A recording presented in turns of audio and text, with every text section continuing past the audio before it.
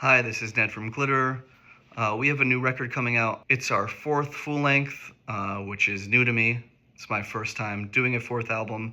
And so I wanted to talk about 5 of my favorite fourth albums from bands, which happen to be some of my favorite stuff from some of my favorite bands. So I'm doing it in alphabetical order. First up is the Beatles for Sale. Seems like a lot of fourth records are a weird transitional time for bands. They're leaving a early established sound behind and trying to maybe go somewhere new.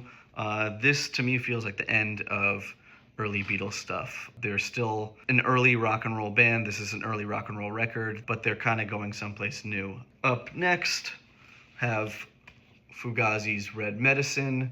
I think a lot of bands in this scene kind of got a little more melodic as they went on, a little more subdued even at times.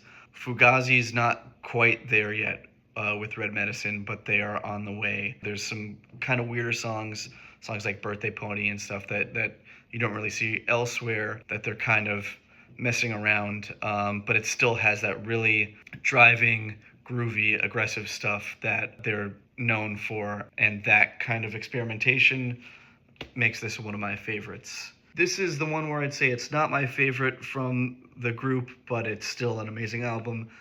This is Elliott Smith's XO, another kind of liminal record, his first really hi-fi thing, done in a proper studio with a big band, and I really, really love those early lo-fi records, and I think the big band stuff is probably best done on Figure 8 for me personally, but this is a really, really great record.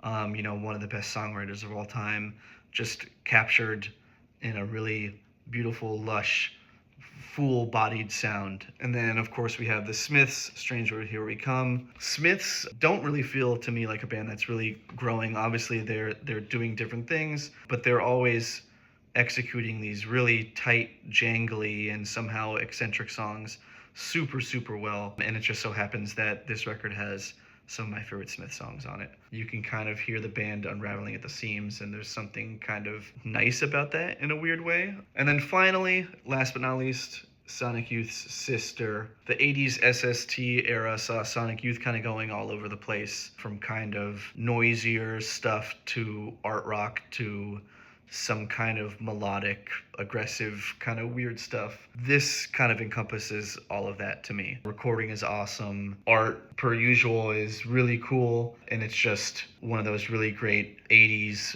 SST records that kind of makes no sense and somehow makes perfect sense.